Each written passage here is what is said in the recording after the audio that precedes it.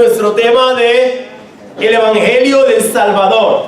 Recuerden que estamos en esta serie de la pasión del Salvador y esta es nuestra tercera parte en este último tramo del Evangelio.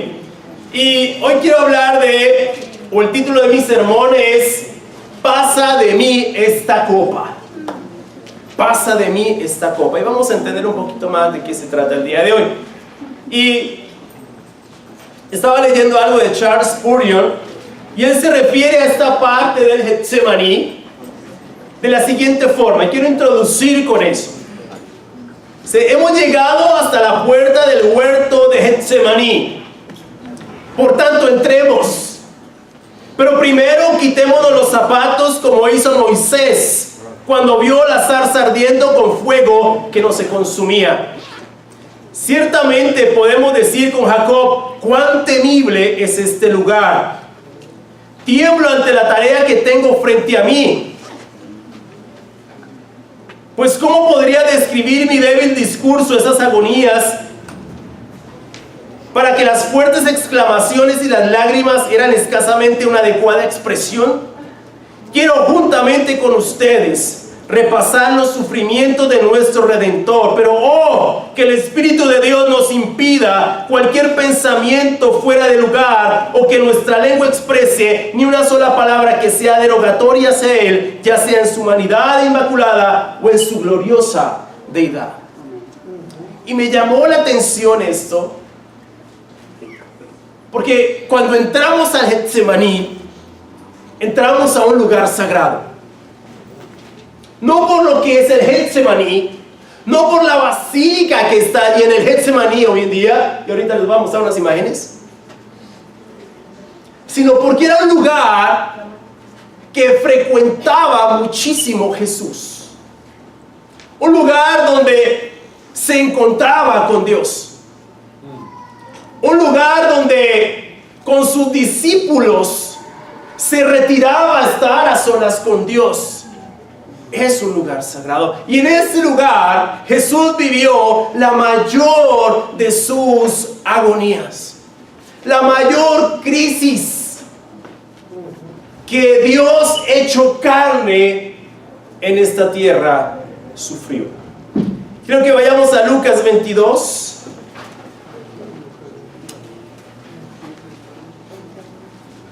Mientras tanto yo voy a tomar agüita. Me agarre el ataque de tos aquí. Lucas 22. Lucas 22, versículo 39.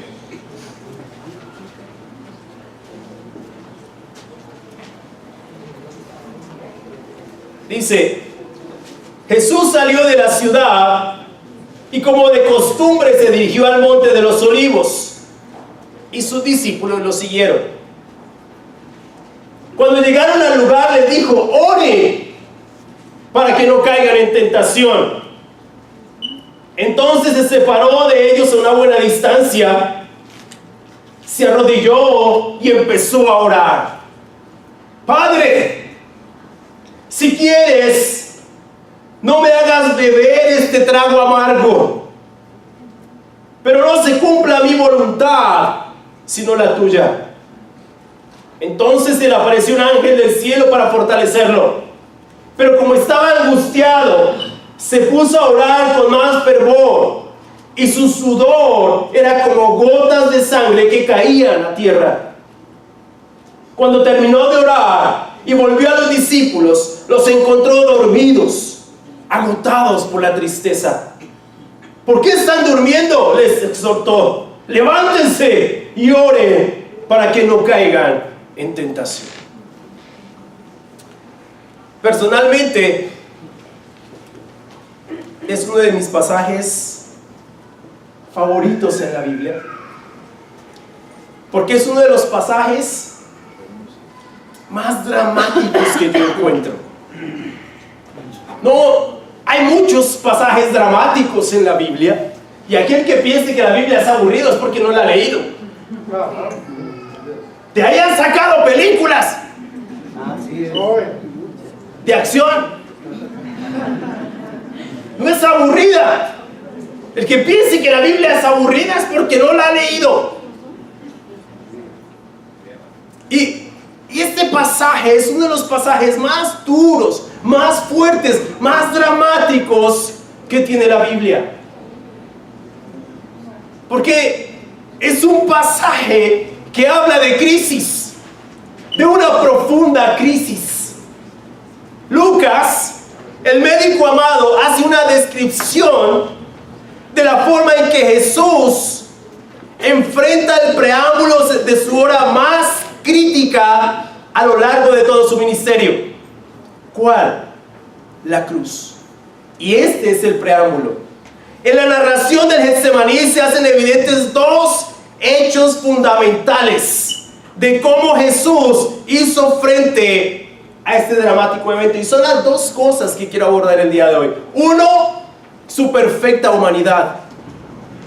Y dos, su profunda necesidad de Dios. Lucas no es el único que hace un relato detallado de estos eventos. Mateo y Marcos también lo hacen. Y es muy importante tener en cuenta estos relatos, puesto que brindan elementos que son complementarios a la historia narrada por Lucas. De modo que el día de hoy vamos a estar consultándolos. El primer hecho que vamos a abordar con relación a cómo Jesús enfrentó su crítico preámbulo es precisamente su perfecta humanidad. En el versículo 39, regresemos ahí. Vamos a estar continuamente regresando a este pasaje y a los otros dos en Mateo y en Marcos. Jesús salió de la ciudad y, como de costumbre, se dirigió al monte de los olivos y sus discípulos lo siguieron. Cuando llegaron al lugar, les dijo: oren para que no caigan en tentación. Ahora bien, con respecto a este primer aspecto, a este primer hecho de su perfecta humanidad, el Evangelio de Lucas no es tan detallado como lo son Marcos y Mateo. Solamente en el versículo 44 de este mismo pasaje deja entrever algo de la angustia que sentía en medio de la oración, pero no lo hace con el mismo detalle con que lo hacen los otros dos evangelistas. Sin embargo, antes de continuar con este hecho, es necesario ir de la mano con el relato de Lucas.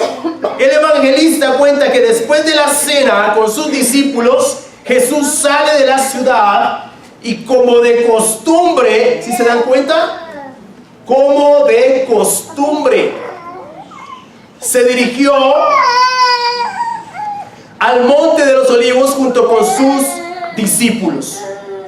Mateo y Marcos señalan el lugar como el huerto o jardín de Getsemaní. Es un olivar situado en la parte inferior de la pendiente del monte de los olivos. Era uno de los lugares favoritos de Jesús. El nombre es hebreo y significa prensa de aceite. Esto es el lugar donde se exprimen las aceitunas para sacarles el aceite. Ahora bien, les voy a mostrar el lugar, porque es muy importante saber dónde estaba. A veces leemos el jardín de Getsemaní y de pronto nos imaginamos el jardín botánico. Entonces quiero que lo veamos.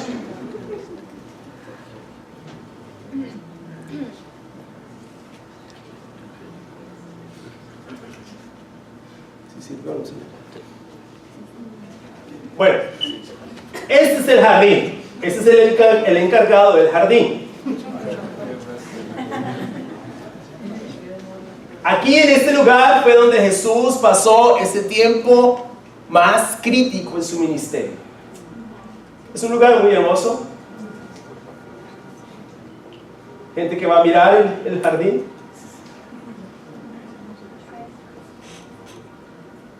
Este es el lugar.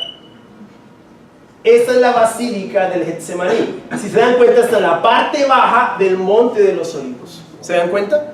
Este es el monte de los olivos. Esta parte de aquí es el jardín del Getsemaní. Esta iglesia se llama la basílica del Getsemaní. Está en la entrada del jardín. Hay allí esto, ¿no? Entonces, Jesús llegó a este lugar a enfrentar su momento más difícil. Quería que lo viéramos. Y es un momento interesante que Jesús se dirigiera al huerto del Getsemaní. Lógicamente era uno de sus lugares favoritos, como acabamos de ver, por lo menos mientras estuvo en Jerusalén. Fue un lugar a donde se retiró junto con sus discípulos para orar. Lo interesante es que Judas, el traidor, también conocía el lugar, como lo señala Juan 18, 1, 2. Vamos allí, marquen ahí.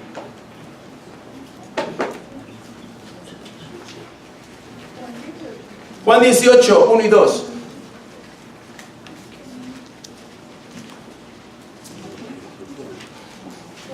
Dice cuando Jesús, Juan 18, 1 y 2. Si no tienes Biblia, dile al que está a tu lado que te deje ver en la Biblia. Si estás viéndola en tu celular, mira solo la Biblia. Y procura que no suene, ¿no? Juan 18, 1 y 2 dice, cuando Jesús terminó de orar, salió con sus discípulos y cruzó el arroyo de Cedrón. Al otro lado había un huerto en el que entró con sus discípulos. También Judas, el que lo traicionaba, conocía aquel lugar porque muchas veces Jesús se había reunido allí con sus discípulos.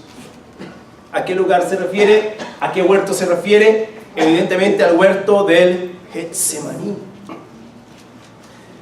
Y lo más seguro es que si Judas conocía el lugar, iba a llegar junto con las personas que irían a arrestar a Jesús. Judas sabía dónde era ese lugar. Pero ¿sabes qué? En el corazón de Jesús no hay un deseo de huir. Es decir, si tú sabes que están detrás tuyo, que alguien, uno de tus amigos cercanos, te va a traicionar, y evidentemente sale de la Santa Cena, de la última cena, para efectivamente cumplir su cometido, pues uno dice, bueno, este me va a traicionar, yo me voy a esconder en un lugar donde no me encuentre. Pero Jesús se va al lugar donde siempre estaba con sus discípulos. El huerto que el mismo Judas conocía, que muchas veces frecuentaron junto con Jesús. En el corazón de Jesús no hay un deseo de huir. Acudir al Monte de los Olivos no era solo acudir a un lugar geográfico. Era un sitio donde podría encontrar alivio y una respuesta de Dios para su hora de dificultad. Jesús no tenía el interés de esconderse, porque Él no era un delincuente. Jesús tenía eso claro.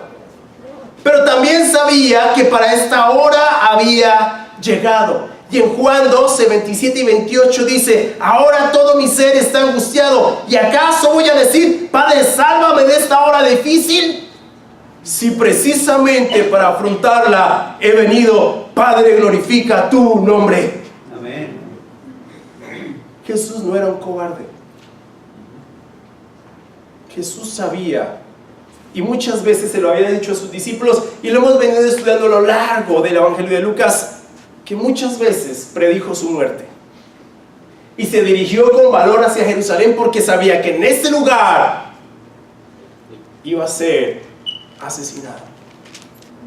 Pero ese era su fin, ese era su propósito, para eso había venido. Él no estaba huyendo, no quería huir, pero fue a ese lugar a encontrar lo que necesitaba para afrontar esta hora difícil. Hendrickson dice al respecto, el pastor está en vías de poner su vida por sus ovejas. Quiere hacer un sacrificio voluntario, el único tipo de sacrificio que será suficiente como expiación por los pecados de todos los que ponen su confianza en Él. Lucas continúa su narración y nos dice que cuando llegaron al lugar le dijo, oren para que no caigan en tentación. Qué increíble Jesús, ¿no? No pensó en Él mismo. Pudo haber pensado, y ¿saben qué? Ayúdenme, oren, mira, me siento... No, ¿sabes qué? Oren para que no caigan en tentación. nuevamente se ve allí reflejada su compasión, su preocupación por sus discípulos, porque él sabía que ellos iban a quebrarse en medio de esta crisis. Ellos iban a quebrar, ellos iban a doblar, ellos no iban a aguantar la presión. El Sanedrín estaba enojado, el Sanedrín iba a llegar con toda su ira por Jesús, y sus discípulos no iban a soportar esa dura prueba. Por eso les dice: oren para que no caigan en tentación. El consejo de un hombre que está a punto de morir.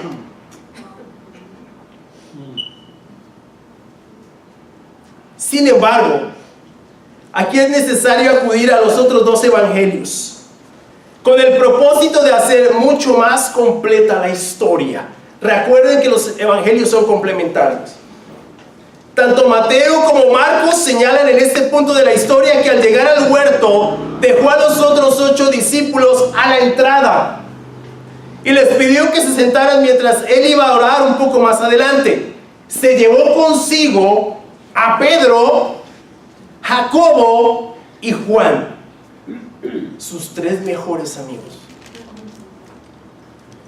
y comenzó a sentirse triste y angustiado. Vamos a Mateo 26:36.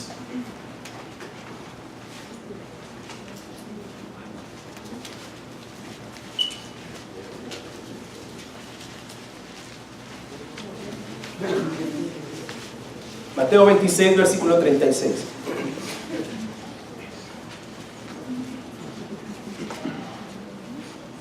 Luego fue con sus discípulos a un lugar llamado Getsemaní. Recuerden, es el mismo monte de los olivos. Y les dijo: siéntense aquí mientras voy más allá a orar. Siguió a Pedro y a los otros 2 hijos de Zebedeo y comenzó a sentirse triste y angustiado. Es tal la angustia que me invade que me siento a morir, les dijo. Quédense aquí y manténganse despiertos conmigo. No hay forma de describir con suficientes palabras, con adecuadas palabras, lo terriblemente duro y dramático que fue este momento. Nunca antes Jesús, el maestro de Nazaret, había expresado tal angustia. Tenía temor y tristeza, dice Marcos. Nunca antes sus discípulos habían visto a su maestro ser presa de semejantes emociones. Jamás. Jamás en todo su ministerio. Cuando estaba con sus discípulos en medio de la tormenta, estaba durmiendo. Estaba tranquilo. Lo despertaron. Él se levantó. ¿Por qué tienen tanto miedo? Y calmó las aguas. Cuando su amigo estaba a punto de morir, le dice: no se preocupe, él no está muerto sino dormido. Y se quedó 2 días más. Luego fue y lo resucitó. Es decir, en ningún momento se desencajó, pero era su amigo. No se desesperó, no se angustió.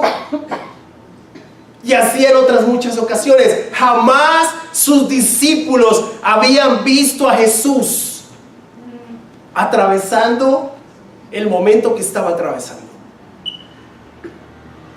Pero era Dios hecho hombre. Su naturaleza humana estaba expresando lo que solo ella puede expresar en momentos de crisis y presión extrema: miedo, angustia, temor, tristeza y zozobra. Los evangelios jamás ocultan este hecho fundamental: la verdadera humanidad de Jesús. Jesús fue verdaderamente hombre y verdaderamente Dios en una sola persona.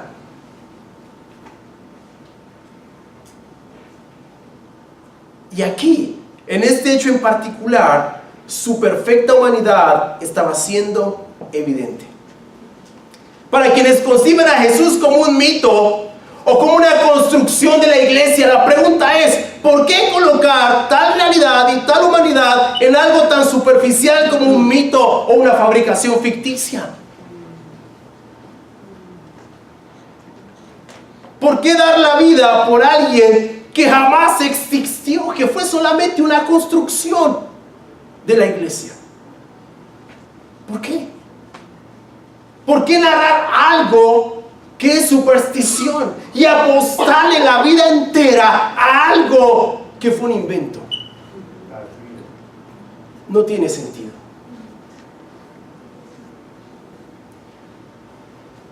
Una situación en particular de Jesús en este momento crucial siempre me ha sobrecogido. Él era Dios hecho carne.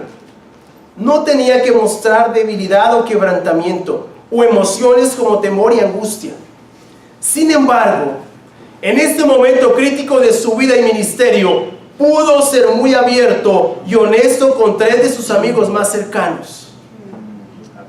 Él había podido quedarse callado y lidiar solo con dicha situación. Finalmente era Dios.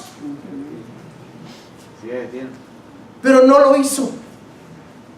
Pudo abrir su corazón con sus 3 discípulos y amigos. Les habló de los sentimientos más profundos de su ser, de lo que estaba pasando dentro de él, de lo difícil, de lo angustioso que estaba haciendo. Hay una pregunta que es obligatoria hacérnosla. ¿Cómo enfrentamos nosotros las dificultades de nuestro cristianismo cuando éstas llegan? ¿Tenemos amigos cristianos profundos con los que podemos hablar de las cosas más difíciles de nuestro caminar como cristianos? ¿O más bien nos perciben como lobos solitarios que no necesitamos de nadie? Y en el peor de los casos, que no luchamos con nada. ¿Cómo nos perciben? Como el cristianismo de todo bien. Aquí no pasa nada. Jesús fue tan real, tan profundamente real, tan profundamente humano. Tengo miedo. Estoy angustiado. Siento que me muero. Está la angustia que me invade, que me siento morir. Hoy, en muchos, hay un cristianismo tan artificial, tan superficial, que el pasar por un momento difícil es impensable. Estamos en una filosofía, o más bien en una pseudoteología, de que a un cristiano no le tiene que pasar nada, porque si le pasa está pecando.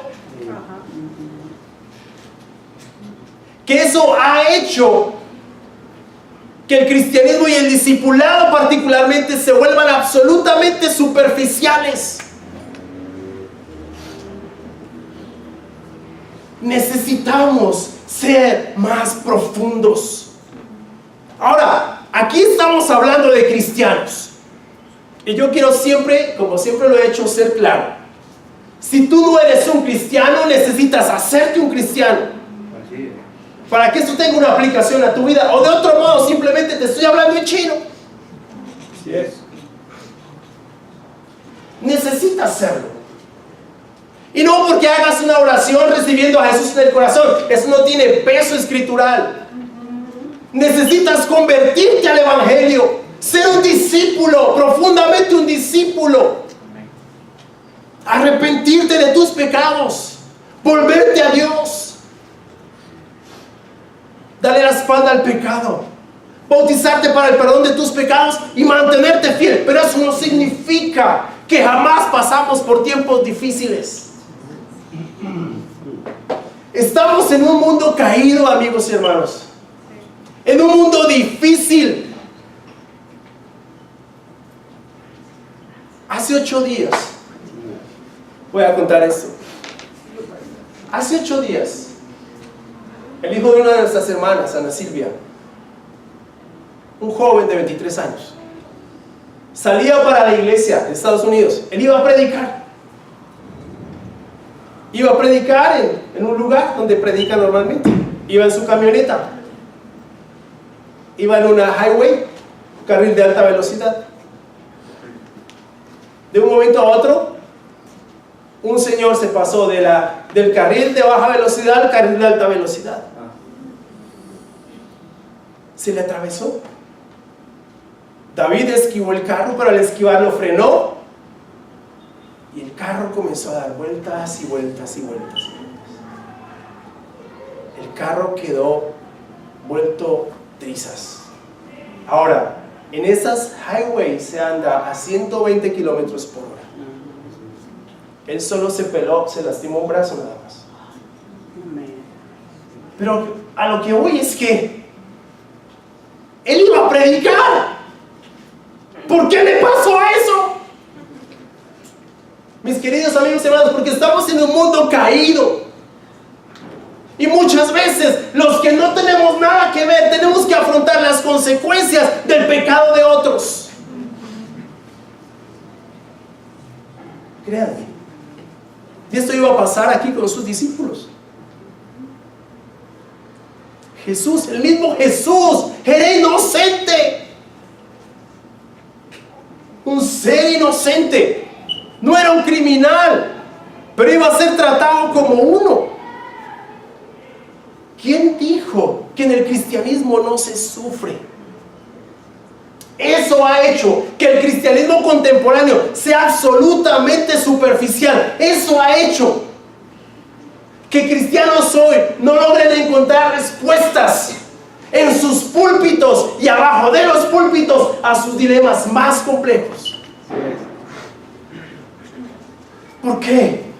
Porque se ha vuelto tan artificial. Como dijo alguien, la vida es dura y luego nos morimos. Pero es la verdad. Ahora, no estoy siendo fatalista, ¿listo? Pero tampoco soy teólogo de la prosperidad.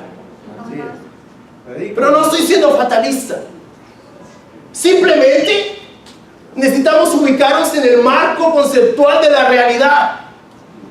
Estas cosas van a pasar. ¿Qué necesitamos? El mismo Jesús lo dijo: en el mundo ustedes habrán de sufrir, pero tengan valor. Yo he vencido al mundo. ¡Wow! ¿No te anima esto? A mí me anima cómo Jesús se enfrentó a esa hora más oscura. Llamó a sus 3 amigos. ¿Saben qué? Estoy angustiado. ¿Quiénes son tus amigos acá? ¿Con quién abres tu corazón? ¿A quién le cuenta lo más profundo de tu ser? No es que siempre tengas que estar andando mal. ¿Qué digo? Que llego a la iglesia. ¿Qué digo? Que estoy mal. No. Yo no estoy hablando de eso. Porque si no estás mal, tampoco llegues diciendo: no, estoy mal. No, pues no estoy hablando de eso. Estoy hablando de ser reales, de ser profundos. Oye, si estás mal, y hablemos. Pero si estás bien, pues está bien, tomemos un café y listo. Pero hablo de ser reales. Este cristianismo de hoy se ha enfocado tanto en la plata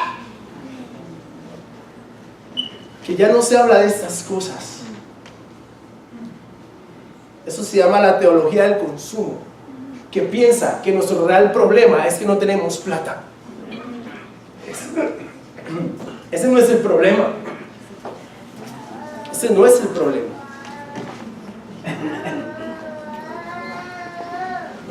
Es interesante, por ejemplo, que la carta a los Hebreos, en Hebreos 12:2, vamos allí.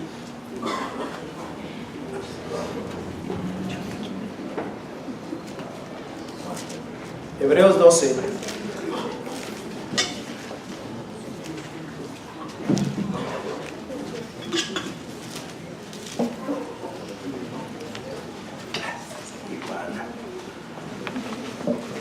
Hebreos 12, versículo 2.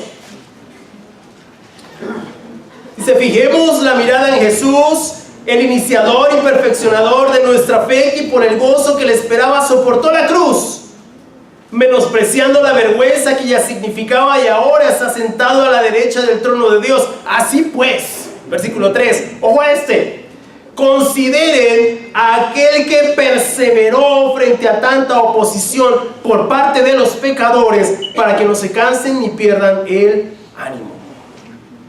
En su lucha, o en la lucha que ustedes libran contra el pecado, todavía no han tenido que resistir hasta derramar su sangre. ¡Wow! ¿Sabes a qué nos llama este pasaje? A la iglesia de todas las épocas a meditar en el ejemplo de Jesús. ¿En qué ejemplo? En el ejemplo de su hora más oscura, en el ejemplo de su pasión. Y es importante recordar que los cristianos hebreos a los que se dirige la carta estaban siendo perseguidos por sus hermanos judíos y presionados para abandonar el cristianismo y regresar a la sinagoga, es decir, al judaísmo. Así que es muy relevante hacernos esta pregunta: ¿cómo enfrentamos las crisis de nuestro cristianismo? ¿Tenemos amigos que nos lleven a ver las cosas como las ve Dios? Es más, ¿somos este tipo de amigos para otros? Nunca me voy a cansar de decirlo: el cristianismo se trata de relaciones. Nos necesitamos unos a otros para caminar juntos. No podemos vivir el cristianismo como lobos solitarios. Eso no armoniza con el evangelio. El cristianismo es de unos a otros, independientemente de lo difícil que eso sea. Ahora les voy a decir algo más duro todavía. Jesús contó con el apoyo de sus amigos, a pesar de saber que horas más tarde uno de ellos lo negaría y los demás lo iban a abandonar. Él sabía eso porque él era Dios en ese momento. Él no estaba como: ¿con quién hablo esto? No, esto me van a traicionar, con esto no se puede. No dijo eso. Es más, Pedro lo iba a negar. ¿Y de qué manera? Se lo llevó aparte. Él no cambió con sus discípulos. Se los llevó a los tres aparte y pudo abrir su corazón, a pesar de que sabía que le iban a traicionar. ¿Por qué hablo esto? Porque la gente va tras iglesias perfectas y eso no existe. Lo mismo que los matrimonios perfectos, que no existen. No existen. A veces esperamos tanto de los demás y estamos tan poco dispuestos a dar de nosotros, y ese es el gran problema.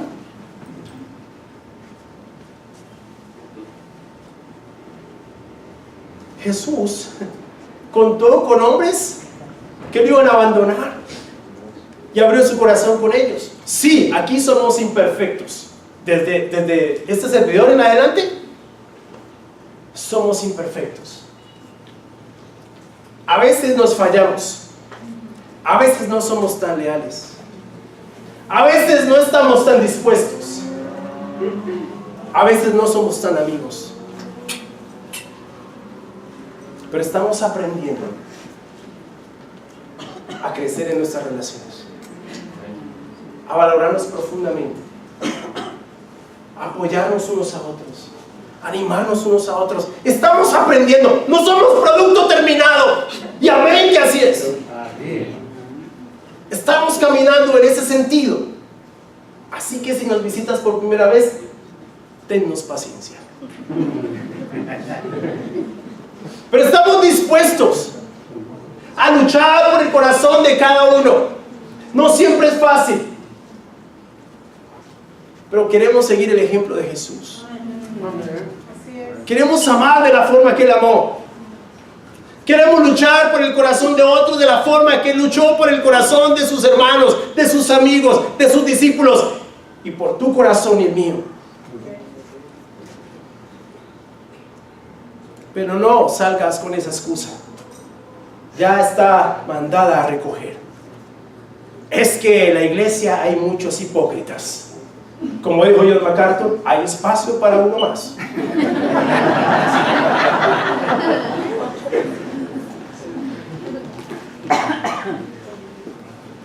Otra pregunta surge de la crisis por la que estaba pasando Jesús en ese momento.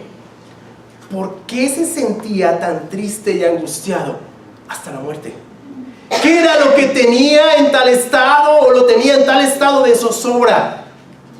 La respuesta a esta pregunta la vamos a descubrir en la segunda parte de este sermón. Tranquilos. Y es esa segunda parte, el segundo hecho de cómo Jesús enfrentó su drama en el Getsemaní. Ya estaban pensando que los iba a dejar para dentro de 8 días. El segundo hecho que vamos a abordar es su profunda necesidad de Dios. Volvamos a Lucas. Lucas 22, versículo 41.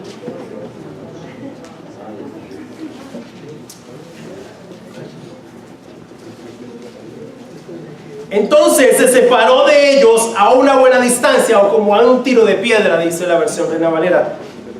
Se arrodilló y empezó a orar: Padre, si quieres, no me hagas beber esta copa o este trago amargo, o pasa de mí esta copa, pero que no se haga mi voluntad sino la tuya. Entonces se le apareció un ángel del cielo para fortalecerlo, pero como estaba tan angustiado, se puso a orar con más fervor, y su sudor era como gotas de sangre que caían a tierra. Cuando terminó de orar y volvió a los discípulos, los encontró dormidos, agotados por la tristeza. ¿Por qué están durmiendo?, les exhortó. Levántense y oren para que no caigan en tentación. Continuando con la narración de Lucas, él nos dice que se separó de ellos a una buena distancia, como les decía hace un momento, a un tiro de piedra, según la Reina Valera. Muy seguramente los 3 discípulos estaban lo suficientemente cerca, Jacobo, Pedro y Juan, como para verlo y escuchar lo que decía en su angustiosa oración. En su oración y puesto de rodillas, nuestro Salvador clamaba: Padre, si quieres, pasa de mí esta copa, pero que no se haga mi voluntad sino la tuya. Marcos y Mateo hacen un registro de que Jesús repitió estas mismas palabras en 3 ocasiones distintas durante su periodo de oración. La única vez que lo registra Lucas recoge de forma coherente la intensidad de la oración con elementos que solo él contempla. Es aquí donde encuentra respuesta a la pregunta de la primera parte: ¿por qué Jesús estaba tan angustiado y tan lleno de temor? ¿Qué era lo que lo sobrecogía tan terriblemente? La copa, el trago amargo que tenía que beber. Y beber la copa es una expresión del Antiguo Testamento que significa experimentar la ira de Dios. Jesús debía sufrir por los pecados de todo el mundo, de todas las edades, y allí sería cuando toda la fuerza de la ira de Dios caería sobre sus hombros inocentes. En ese momento expresaría las palabras de profundo dolor que experimentaba por el sentimiento de abandono del Padre por el pecado de todo el mundo que estaba por asumir. Padre, aparta de mí esta copa, pero que no sea mi voluntad sino la tuya. Esa era su angustia. Iba a ser abandonado por Dios. Dios mío, ¿por qué me has abandonado? Él iba a experimentar toda la ira de Dios sobre sí mismo. Sí, le angustiaba la tortura, le angustiaba la cruz, le angustiaba el rechazo, le angustiaban los latigazos, pero no tanto como ser objeto de la ira de Dios. Eso era lo que más lo angustiaba. ¿Por qué iba a experimentar menos valor y coraje que sus propios discípulos cuando fueron mártires? Eso no era lo que lo sobrecogía. Jesús tenía el valor para enfrentar eso frente a los hombres. Nunca temió a los hombres. pero sí sentía angustia muy profunda de en ese momento tener que experimentar toda la ira de Dios por causa del pecado. Él iba a ser hecho pecado, iba a ser tratado como el pecado mismo, iba a ser maldito, porque la Biblia dice que maldito aquel que muere colgado de un madero. Iba a estar separado de Dios, porque Habacuc dice que él no puede ver el pecado.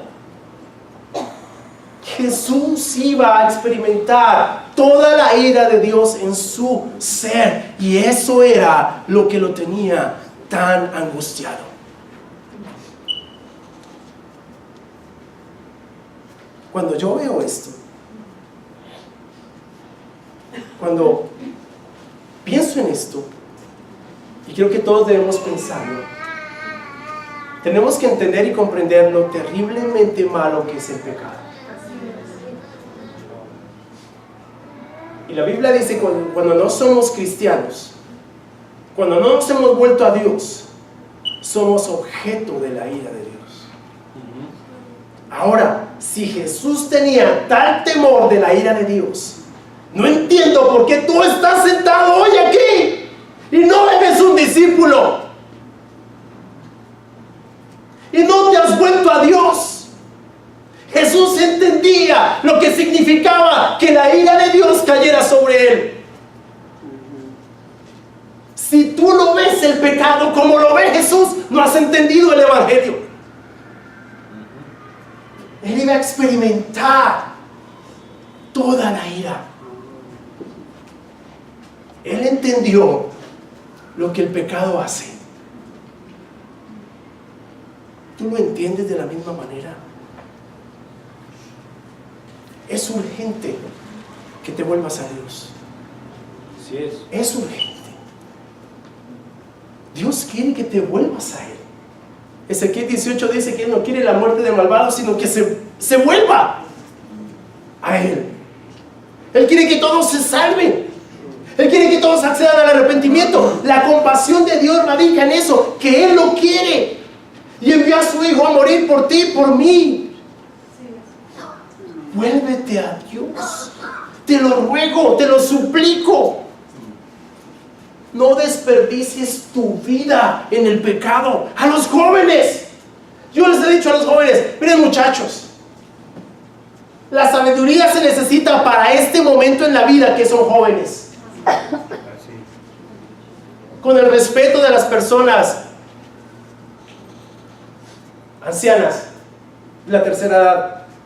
¿Para qué quieren la sabiduría cuando uno es viejo? ¿Para qué? Se ha perdido toda su vida. Jóvenes, no desperdicien su vida en el pecado, en las drogas, en los vicios. Obedezcan a sus padres, muchachos. Ustedes no saben lo terriblemente duro que es eso. Obedezcan a sus padres. Hagan las cosas bien. Se lo ruego. No desperdicien su vida. Yo entendí eso cuando tenía 24 años. Estoy desperdiciando mi vida. No tiene sentido. Dios no me puso en este mundo para eso. No podemos seguir viendo el sacrificio de Jesús como una linda historia. No es una linda historia. Eso no es una linda historia. Esto es un drama del cual tú y yo somos responsables. Tú y yo somos responsables de este drama. Por ti y por mí murió Jesús.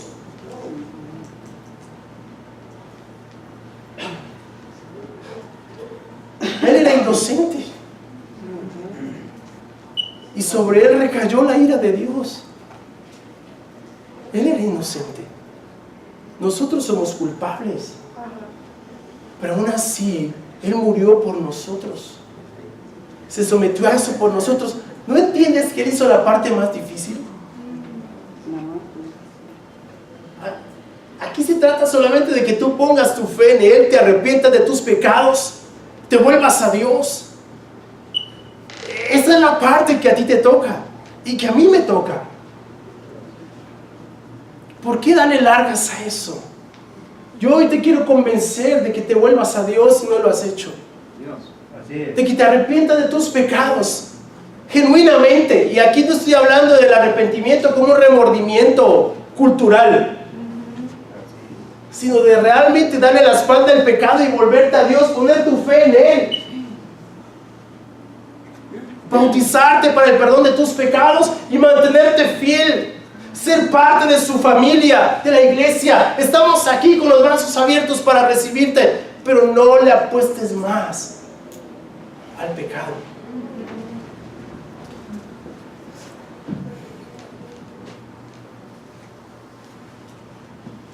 En medio de su angustia, narra Lucas, y es el único que lo hace, se aparece un ángel del cielo para fortalecerlo.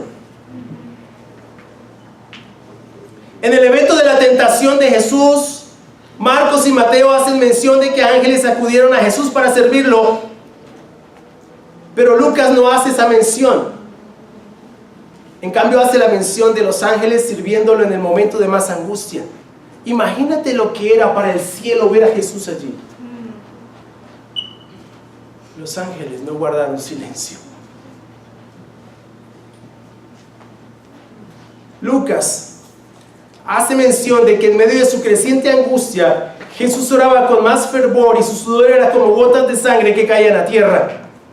Este es otro evento que solo Lucas detalla, y es posible que se trate de un caso de hematidrosis o hemoidrosis, mezcla real de sangre y sudor que se puede producir en casos de extrema angustia, tensión o sensibilidad. Es interesante que solo Lucas, el médico, recoge este hecho. Jesús enfrentó este duro momento de su vida en la presencia de su Padre. Solo en Él hallaría la fortaleza necesaria para llevar sobre sus hombros el peso del pecado de toda una humanidad y experimentar la copa de la ira de Dios. Cuando observamos la lucha de Jesús, su angustia, su intensa dependencia de Dios, su profundo dolor por ser objeto de la ira de Dios y su amor por un mundo que lo ha rechazado, solo queda una conclusión razonable o varias. Necesitamos depender de Dios y hallar en Él las fuerzas para vivir nuestro cristianismo en un mundo cada vez más hostil y malvado. Un mundo que en muchas de sus facetas ha renunciado a la autoridad de Dios y al sacrificio de su Hijo. Aún en la iglesia, aún en el cristianismo, ya no se habla de esto. Este tipo de sermones son alérgicos.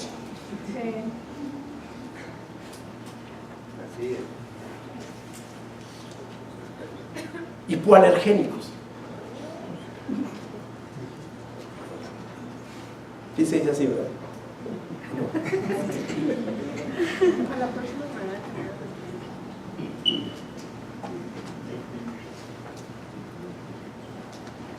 Que necesitamos orar y depender de Dios, porque como exhortó Jesús a sus discípulos, oren para que no caigan en tentación. Ustedes tienen buena voluntad, pero su carne es débil. Y Jesús fue consciente de eso y lo sigue siendo. Tenemos buena voluntad como cristianos, yo estoy seguro, pero nuestra carne es débil. Necesitamos más de Dios de lo que imaginamos. La profunda necesidad de Dios en la vida de Jesús es nuestra profunda necesidad de Dios también. Cuando terminó de orar, Jesús había recogido el valor suficiente para enfrentar la oscura hora a la que se iba a enfrentar. Las palabras de Hebreos 5:7 dan fe de este hecho. En los días de su vida mortal, Jesús ofreció oraciones y súplicas con fuerte clamor y lágrimas al que podía salvarlo de la muerte, y fue escuchado por su reverente sumisión. Sin embargo, encontró a sus discípulos dormidos, agotados por la tristeza. Los eventos de esa noche y lo que se aproximaba tal vez vencieron la voluntad de sus discípulos. Estaban agotados por la tristeza. No tuvieron las fuerzas para acompañar al Salvador en esa hora de dolor y tensión.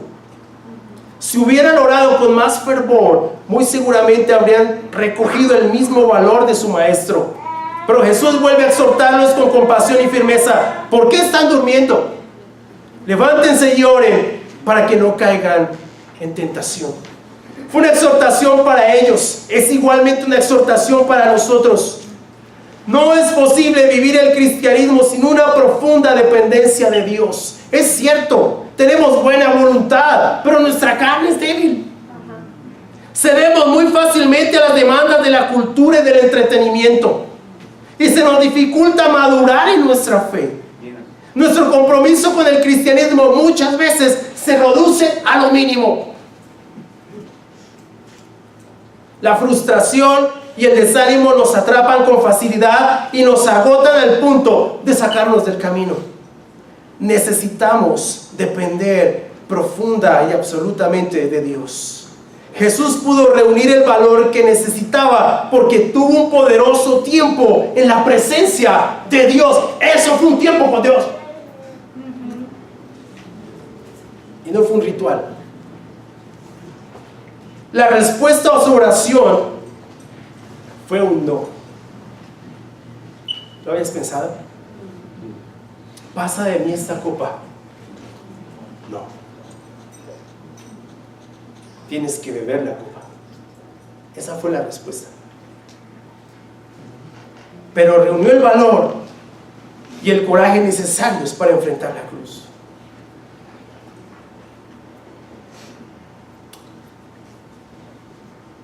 No siempre nos van a responder que sí. Algunas veces tendremos un no. Pero debemos unirnos a la oración de Jesús, que no se haga mi voluntad sino la tuya. Mucho del cristianismo hoy está orientado a que Dios haga la voluntad de los seres humanos. No fue como Jesús pensó. Padre, pasa de mí esta copa, pero que no se haga mi voluntad sino la tuya. Qué difíciles palabras. Hoy en día, cuando la autoridad de Dios, cuando la soberanía de Dios, cuando el sacrificio de la cruz están tan descontinuados, cuando no hay certezas de nada, cuando nadie tiene claro qué hacer en los momentos difíciles, cuando por ser tan superficiales no hay respuestas para dilemas tan profundos, porque no hemos sabido enfrentarlo con Dios, porque no hemos dependido de Dios, porque no hemos reunido la sabiduría y el valor necesario para enfrentar el cristianismo y la vida tal como viene y ser como Él. Después de eso Jesús se levantó con valor. Vámonos, ya se acerca el que me traiciona. ¿Te imaginas? Hace un rato lo habían visto desencajado y ahora estaba como, listo. Yo creo que ellos estaban como, ¿cómo es? ¿Cómo es tu relación con Dios? ¿Cómo es? ¿Cómo caminas con Dios? Hemos llegado a pensar que el tiempo con Dios es un ritual, algo que tengo que hacer todas las mañanas. 20 minutos de oración, 20 minutos de lectura de la Biblia. Es algo que tengo que hacer. No, nuestro tiempo con Dios es una cita con alguien. Cuando estamos con Él, cuando abrimos su palabra, Él nos habla. Escuchamos su voz, porque esta palabra es viva y eficaz. ¿Has pensado en eso? Poderosa, como martillo que rompe la roca. Si tú te duermes, es como si te durmieras en un tiempo con un amigo acá. Oh, estás con alguien, no con algo. Pero muchas veces la respuesta va a ser no. Pero ¿sabes qué es lo interesante? Que vas a salir transformado de allí. Cuando tú vas a un tiempo con Dios, no puedes salir igual. Y si sales igual es porque tal vez no estuviste con Dios. Estuviste contigo mismo, pero no con Él. Y no hablo de emociones, no hablo de que sientas calorcitos, No hablo de que te desmayaste y te volviste afuera, no hablo de eso. Hablo de que profundamente en tu conciencia, en tu ser, algo se transformó por ese tiempo con Dios. O sea, Jesús, listo, ok Dios, voy a la cruz. ¿Qué? Cuando la mayoría de cristianos hoy, no Dios, ¿por qué no me ayuda? Y hacen pataletas. ¡Ah!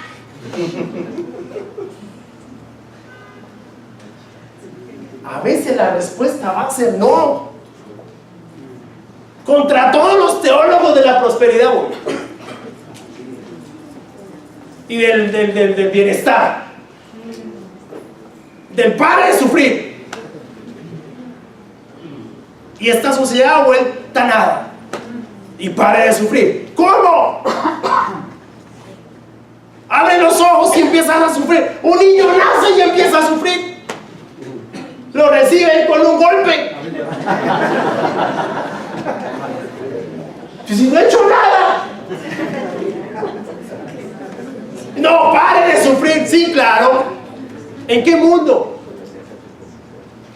No tiene sentido.